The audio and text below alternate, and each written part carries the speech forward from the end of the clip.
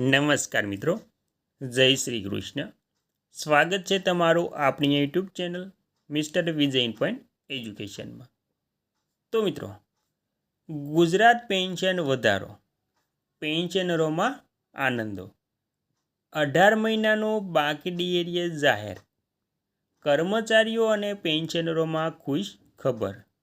જાણો પહેલો હપ્તો ક્યારે આવશે. તો તમે પણ ગુજરાત રાજ્યના સરકારી કર્મચારી કે પેન્શન ધારક છો તો તમારા માટે આ માહિતી ખૂબ જ ઉપયોગી થવાની છે. કેમ કે આપણે આ વિડીયોમાં જે કોરોના સમયનું 18 મહિનાનું બાકી ડીએડીએસ રોકવામાં આવ્યું હતું તેના વિશે સંપૂર્ણ વાત આજે આપણે કરવાના છીએ. તો મિત્રો, COVID-19 મહામારી દરમિયાન જાન્યુઆરી 2020થી જૂન 2021 સુધીના ફ્રીઝ કરાયેલા 18 મહિનાના મોંઘવારી ભથ્થા અને મોંઘવારીના ડીઆરના એરિયસની ચૂકવણી અંગે કેન્દ્ર કે રાજ્ય સરકાર દ્વારા કોઈ સત્તાવાર મંજૂરી કે તારીખ જાહેર કરવામાં આવી નથી. સરકારે સંસદમાં સ્પષ્ટ કર્યું છે કે નાણાકીય બોજને કારણે આ એરિયસ આપવાનો કોઈ પ્રસ્તાવ નથી. 18 મહિનાના બાકી ડીએ એરિયસની વર્તમાન સ્થિતિ. કોવિડ કાળમાં કેન્દ્રીય કર્મચારીઓ અને પેન્શનરોના અટકાવવામાં આવેલા 18 મહિનાના ડીએડીએસની લઈને લાખો કર્મચારીઓ લાંબા સમયથી રાહ જોઈ રહ્યા છે.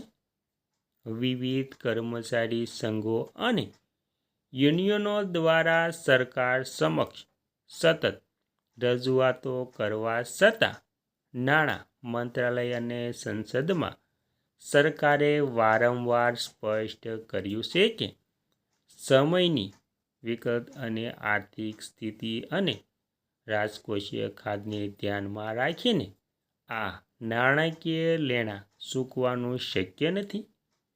સરકારનું સત્તાવાર વલણ અને સંસદમાં નિવેદન. નાણાં રાજ્ય મંત્રી દ્વારા સંસદમાં લેખિત જવાબ આપતા જણાવ્યું હતું કે 18 મહિનાનું ડીએ રોકવાના કારણે સરકાર મોંઘવારી સામે બચત કરી હતી, પરંતુ આ રકમ ફરીથી રિલીઝ કરવાથી દેશની અર્થવ્યવસ્થા અને સરકારી તિજોરી પર ભારે મોટો નાણાકીય બોજ પડી શકે છે. આ કારણસર સરકારે આ એરિયસને આપવાનો ઇનકાર કર્યો છે. મિત્રો, ત્યારબાદ વિગતમાં વધુ વાત કરીએ તો તે પહેલાં તમે હજી સુધી આપણી ચેનલમાં નવા હોય તો આપણી ચેનલને સબસ્ક્રાઈબ કરી લેજો. કેમ કે આવી કોઈ પણ નવી અપડેટ આવે તે નોટિફિકેશન સૌથી પહેલાં તમને મળી જાય.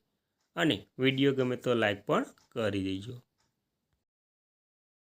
તો મિત્રો, તે ઉપરાંત જાણીએ તો કર્મચારીઓની અપેક્ષાઓ અને આગામી પગલાં.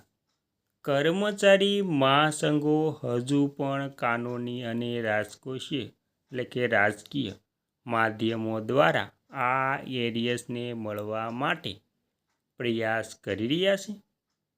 કે વર્તમાન સમયમાં નવું પગાર પંચ અને અન્ય નિયમ ભથ્થા સમયસર અપડેટ થઈ રહ્યા છે, પરંતુ 18 મહિનાના જૂના એરિયસ ખાતામાં જમા થવા અંગે કોઈ નિશ્ચિત સમય મર્યાદા કે તારીખ નક્કી કરવામાં આવી નથી.